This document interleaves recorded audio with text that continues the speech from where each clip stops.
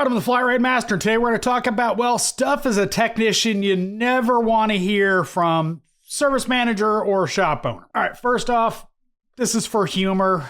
Don't take it too seriously.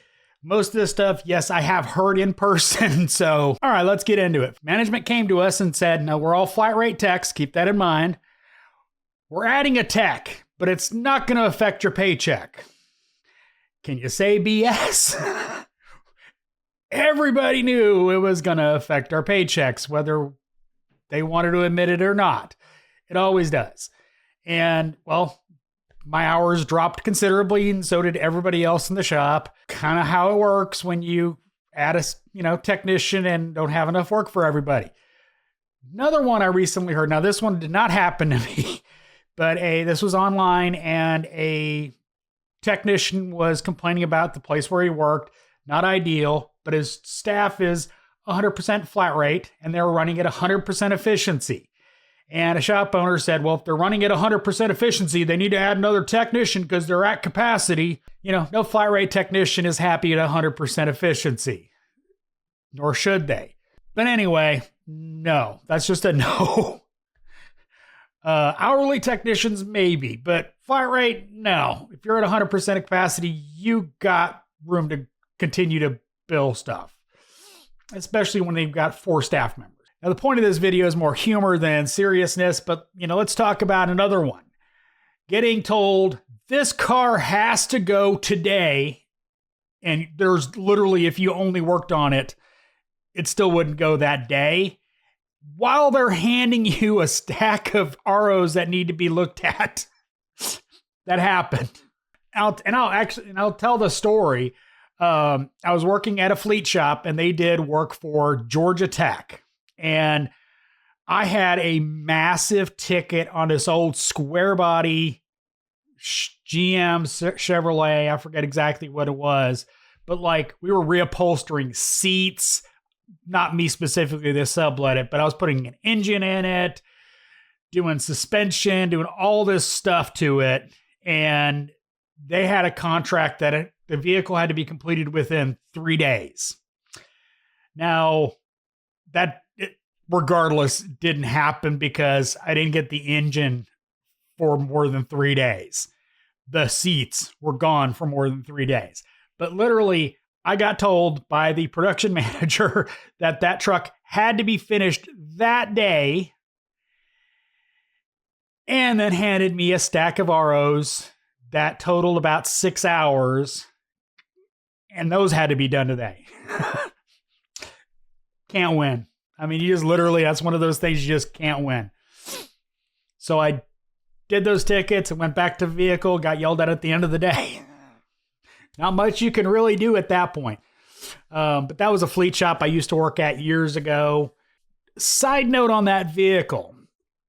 Another technician I was working with borrowed the ignition module out of the distributor on that vehicle for another vehicle. And he told me he had put it back because it didn't fix the vehicle he was working on. He used it as a, known good. He actually didn't. He did not put it back, which caused me hell for 2 days to diagnose an ignition problem that only reared itself after the production manager drove it for 45 minutes. And the problem is when a car doesn't act up when you're driving it and around town, makes it really hard to diagnose what's actually going on. And the vehicle drove fine into the shop, other than they were putting a new engine in it because they had money. So that was another couple days of headaches on that vehicle. I hated Georgia Tech. They had so much junk that they just put buckets of money in, and every job turned into a nightmare. At this point, I'm just telling stories, but another truck they had, Georgia Tech, came in, had an engine replaced for no real reason other than they had money, and wound up going through heck with that technician. And I wasn't getting paid. I wasn't shop foreman or anything like that, till we diagnosed a bad ECM. And it was so old, it was the old tap test on the ECM. So yeah, that sucked. That was a lot of wasted time on me and his behalf. And who knows if that was a pre-existing problem or happened for, whatever reason after he put an engine in, I don't know.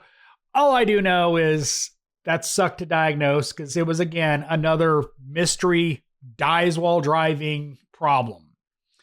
And then it would restart and everything would work great. And we took us coming up with an old school method to figure out what was wrong with it. Tap on the ECM, truck died. All right, so this next one did not happen to me. It happened to a technician that was working under me, and I was overridden by management, but that is, you're staying until this car is done. Now, I was very adamant that was not cool. I didn't agree with it, and I told the technician as such, I've got your back on this. If you want to go home, go home. You do not have to stay. Now, in this specific case, he wound up staying late for 5 hours to get this vehicle done. Now, background on this vehicle, we had a aftermarket rack he installed, blew up and put metal throughout the entire power steering system.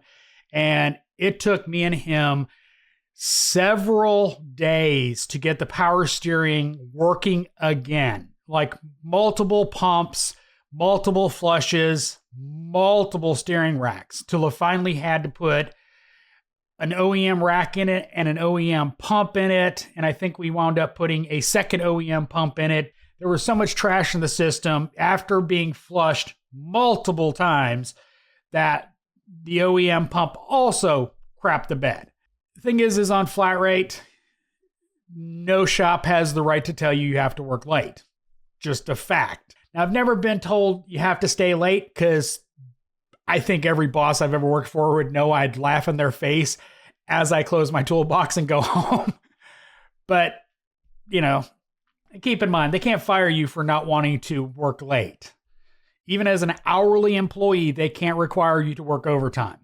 That's federal law.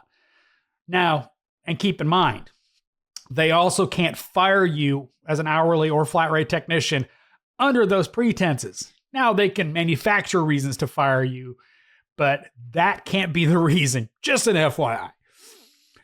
So let me know in the comments what funny stories you've been told by shop owners, shop managers, service riders. Let's laugh at each other's misfortunes, so to speak. As always, thanks for watching. I am the Flat Rate Master.